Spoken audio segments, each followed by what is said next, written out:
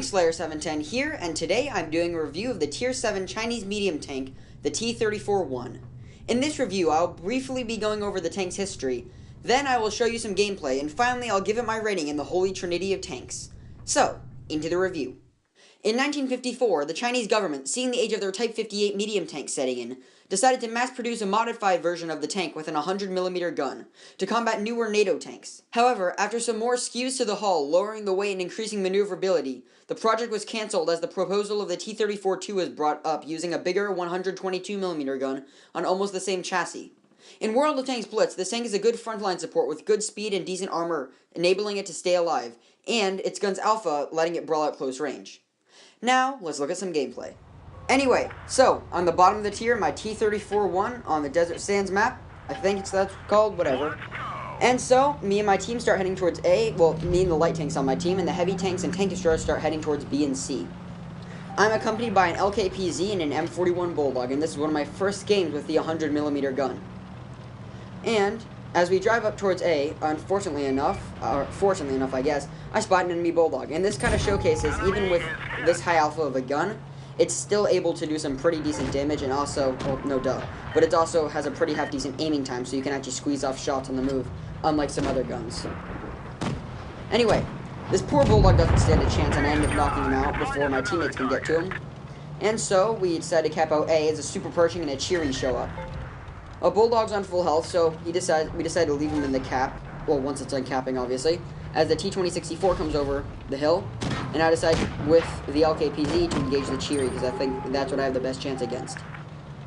In retrospect, I maybe should have helped the Bulldog try to deal with the T-2064, but at the point, it's way too late. So at this point, I'm just wondering how long the Bulldog can last against the Super Pershing, as our LKPZ just hammers away at this poor Cheery. I get one more shot to the side, and the LKPZ knocks him out, but a couple seconds afterwards, our Bulldog, which didn't really stand much of a chance, gets knocked up by the T-2064, with only getting one shot into him.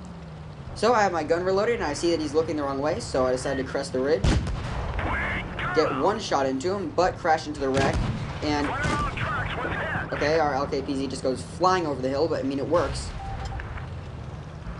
This is the amazing Chinese gun depression that oval turrets offer, but I still get the shot in, and our LKPZ decides to finish the job himself. So, with him knocked out, we decide to head in towards the town. But, luckily for us, my team decides to wrap everything up. The Vindicator gets blown to bits by the IS-5, and the IS-3, which is now basically completely surrounded by a Vindicator, a KV-4, a Yog Panther, and an IS-5 coming in, stands no chance either.